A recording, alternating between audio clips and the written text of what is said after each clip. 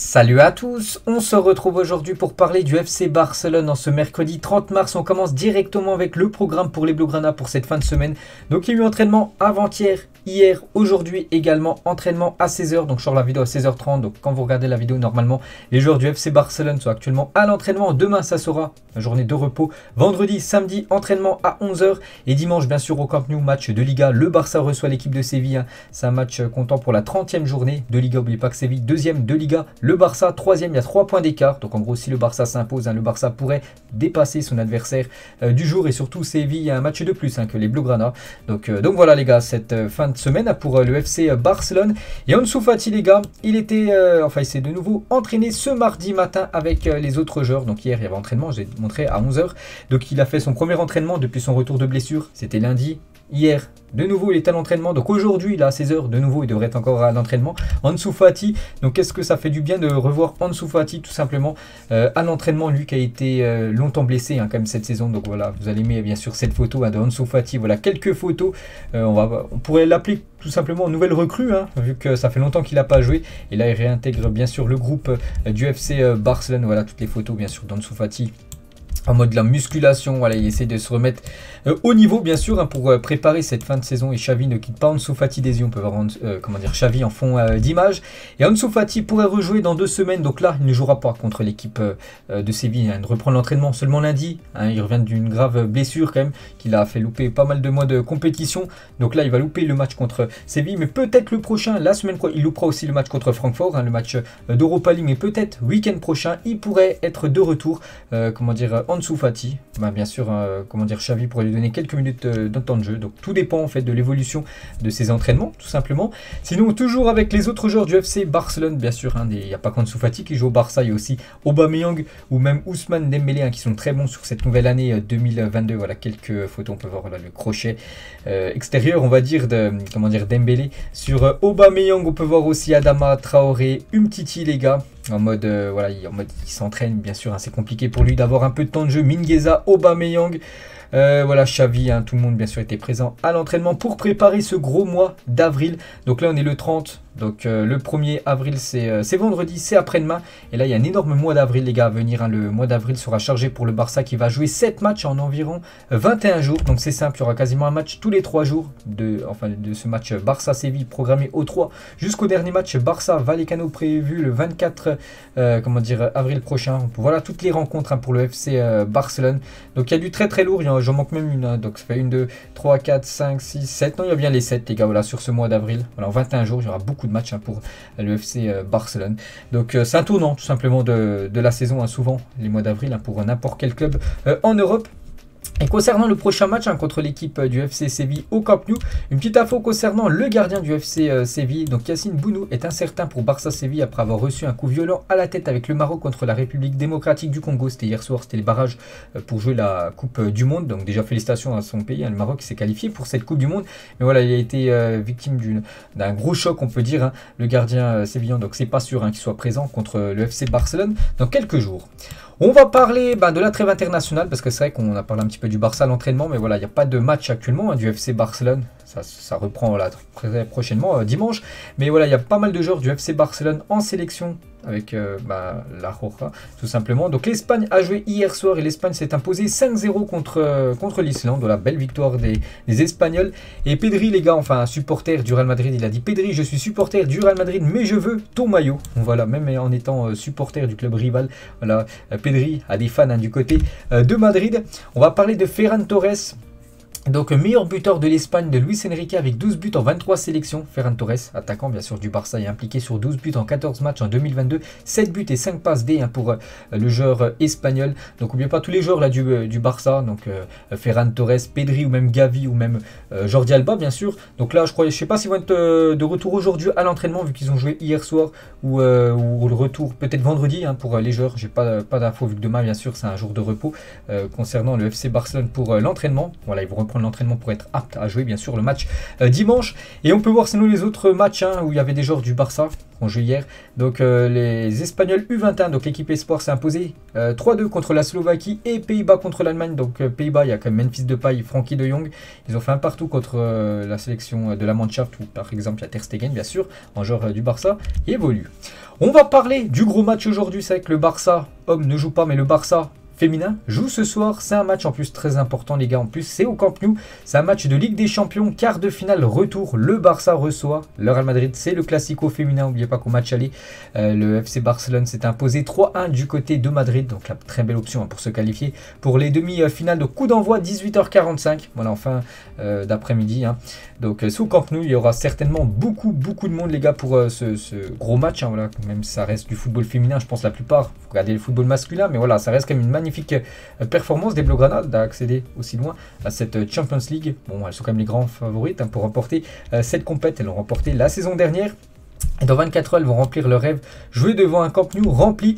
On annonce beaucoup de monde les gars, vraiment pour vous dire vraiment que le football féminin maintenant prend une nouvelle dimension, tout simplement. Laporta sur le Classico féminin, donc le président du Barça, il a dit: nous voulons battre le record mondial de fréquentation, 91 000 spectateurs, c'est beaucoup, mais c'est ce que nous avons prévu. 91 000, n'oubliez pas que la capacité c'est 99 500 pour le Camp Nou, donc quasiment un match à guichet fermé ce soir pour ce Barça Real Madrid. Ce sont les meilleures joueuses du monde et je pense qu'elles vont grandir dans ce stade, souvent en gros, voilà ce que dit Laporta, elles vont venir jouer voilà, dans ce stade mythique qui est le Camp Nou. Il y aura un magnifique aussi tifo géant, voilà, prévu ce soir. Voilà pour ce match, on en reparlera bien sûr du résultat après-demain dans le prochain épisode consacré au Barça. Il y a Alexia Putellas, donc certainement la meilleure joueuse du FC Barcelone, vu que c'est la meilleure joueuse au monde tout simplement actuellement. Je n'avais jamais imaginé pouvoir jouer au Camp Nou car je ne voyais que des hommes dans ce stade. Je suis fier de mon club qui nous permet d'être une source d'inspiration pour toutes les filles de Barcelone, de Catalogne, d'Espagne et du monde entier. Et elle a aussi dit par rapport au Ballon d'Or, la pression nous motive, nous vivons pour jouer ce type de match, c'est le rêve de toute une vie qui se réalise demain soir. Enfin ce soir maintenant, jouer un Classico de Ligue des Champions au Camp Nou avec le FC Barcelone féminin, ça sera historique. Donc voilà les infos, enfin les déclarations de Alexia Putellas. Donc prête pour écrire l'histoire, ces joueuses du FC Barcelone. Voilà quelques photos, elles se sont entraînées hier du côté du Camp Nou pour avoir leur marque tout simplement dans ce stade à domicile, parce que normalement elles évoluent dans leur stade.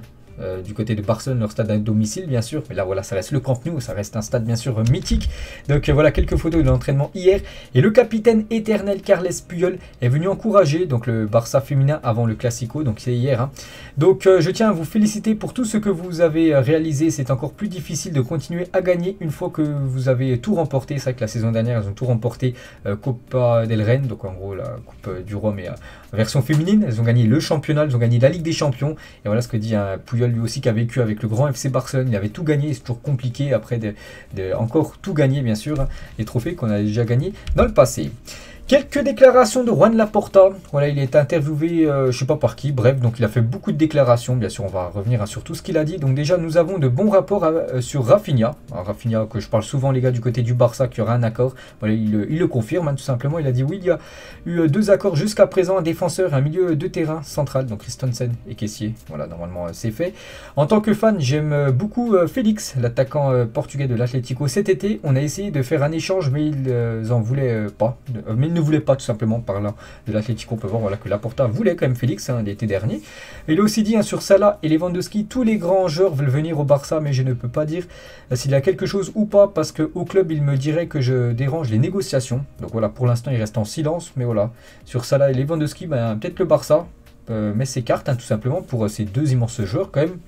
Il a aussi dit, si je devais choisir entre Haaland ou Mbappé, j'irai avec celui qui a exprimé son désir de venir au Barça. S'ils ne les ont pas, ça sera plus difficile. Toujours avec Laporta, avec l'argent de Dembélé, on ne sait jamais, il nous a un peu choqué. Voilà ce qu'a dit aussi Laporta. Il a aussi dit, je pense que Xavi sera avec nous pendant de nombreuses années. S'il le veut, il sera l'entraîneur de tout mon mandat. Du côté de Barcelone, il a aussi dit, je n'ai pas signé pour être 2e de Liga, je veux gagner le championnat. Nous avons une équipe pour gagner directement cette saison. Mais bon, le problème, c'est que le Barça a perdu beaucoup de points, surtout en début de saison. Là, ça va être compliqué de revenir sur le Real Madrid, surtout avec le nombre de journées qui restent avant cette fin de Liga. Il a aussi dit, je n'ai reçu aucun appel me disant que Léo Messi veut revenir et nous n'envisagerons pas non plus son retour. Nous créons un projet autour de jeunes joueurs. Donc voilà, Messi, Donc en gros, on ne pense pas du tout à un retour. Il a aussi dit, hein, j'aimerais que Messi soit présent avec nous lors de l'inauguration du nouveau Camp Nou qui devrait être prêt normalement 2025, à la fin d'année 2025. Il a aussi dit, je n'ai plus la même relation avec Léo Messi qu'avant, c'est une relation moins fluide. Bon après voilà, avant ils étaient les deux au club, maintenant un à Paris, l'autre à Barcelone, donc c'est plus compliqué on va dire, hein, pour communiquer. La guerre en Ukraine peut retarder les travaux du Camp Nou car les prix ont augmenté. Voilà encore des déclarations de Laporta. Il a aussi dit, hein, le jour où nous avons été photographiés au Camp Nou avec les dirigeants de Spotify, l'affaire a été conclue, mais ils nous ont demandé une période de silence. Il a aussi dit, on a 6 offres pour sponsoriser les manches. On étudie, c'est vrai que le sponsor du maillot principal, ça sera, donc là c'est Rakuten, mais ça sera Spotify. Mais sur la manche que, bon, moi c'est pas marqué, normalement il y a Beko, là c'est un autre sponsor, et du coup, ben, ça sera pas Spotify, on va dire sur la manche, ce sera un autre sponsor. En gros, ben, encore une source d'argent en plus hein, dans les caisses Blaugrana. Il dit aussi, hein, parfois quand je suis au stade, j'essaie de me contenir, j'ai déjà dû crier Visca Barça, voilà, quand il est tout seul dans le stade, ou peut-être quand il y a un match, hein, tout simplement. Le truc c'est que j'ai l'habitude de regarder les matchs avec des amis, des noms d'artistes sur le maillot du Barça, non, ça restera Spotify. Il a aussi dit, hein, personnellement j'aurais préféré appeler le stade Camp Nou Spotify, mais ils ont préféré avoir leur nom en premier. Donc Spotify Camp Nou, c'est bien comme ça qu'il va s'appeler hein, ce nouveau stade. Hein. Enfin c'est pas le nouveau stade, mais voilà comment il va être rebaptisé tout simplement. Parce que lui il aurait préféré Camp Nou Spotify, alors que Spotify préfère que le nom là, du sponsor soit en premier. Et toujours avec Laporta, bien sûr c'est important, voilà des déclarations du président du club. Hein. J'aime beaucoup Dembélé, j'ai déjà dit à plusieurs reprises que c'est un grand joueur, mais comme Roberto, nous lui avons fait une proposition et elle s'est terminée le 20 décembre dernier. Pour rester, il faudra respecter les échelles salariales. Voilà, pour concernant l'avenir hein, de Dembélé, il a aussi dit, nous avons donné une chance à Koeman à cause de la situation économique. J'espère qu'il comprendra la décision. J'ai une bonne image de lui.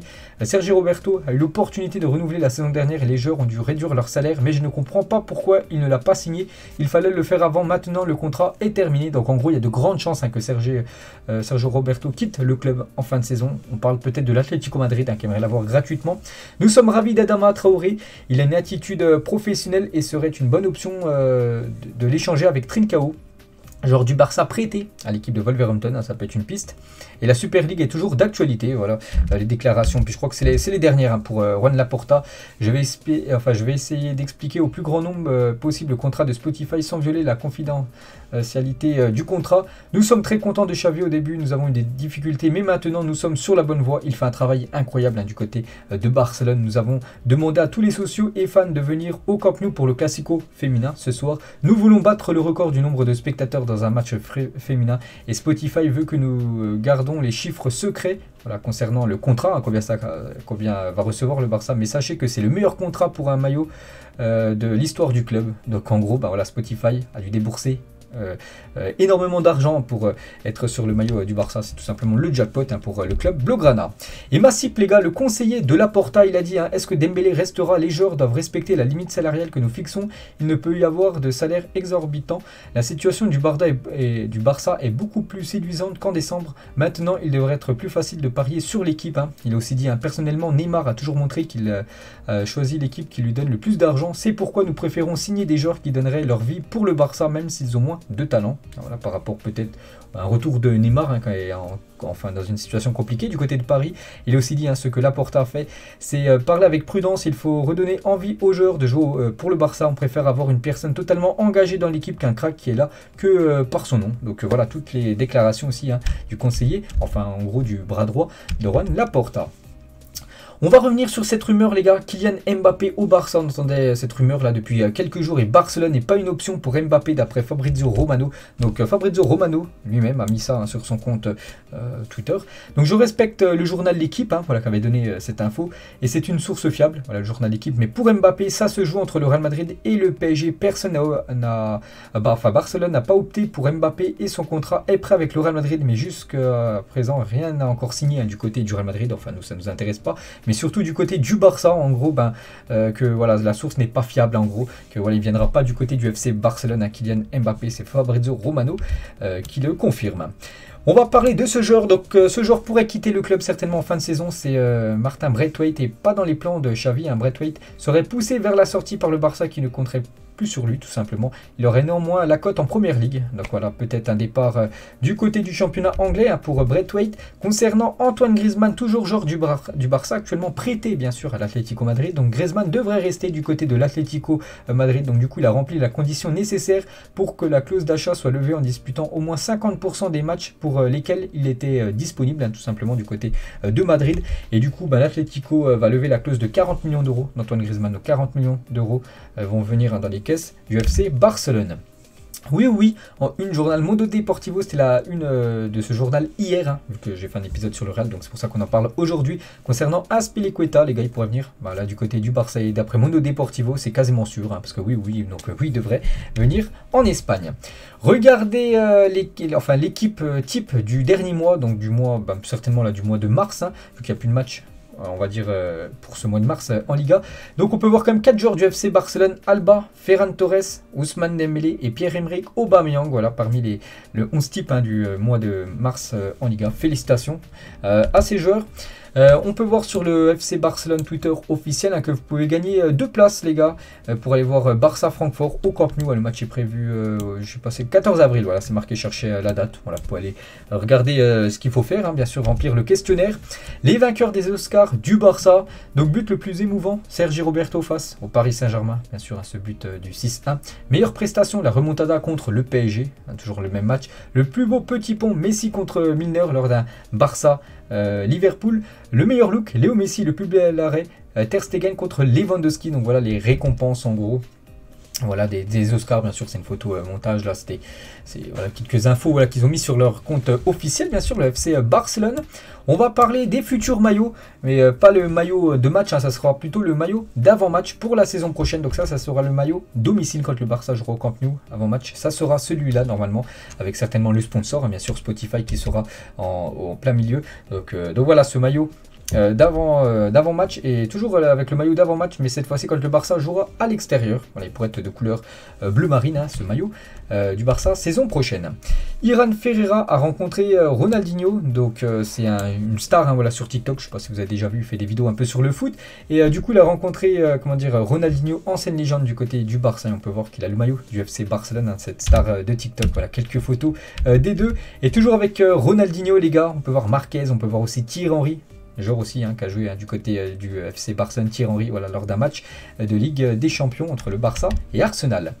Busquets les gars, vu qu'il n'a pas été convoqué avec le groupe de l'Espagne là, ces derniers jours, donc c'était le week-end dernier, hein, je crois que ça devait être certainement dimanche, quelle date cette photo.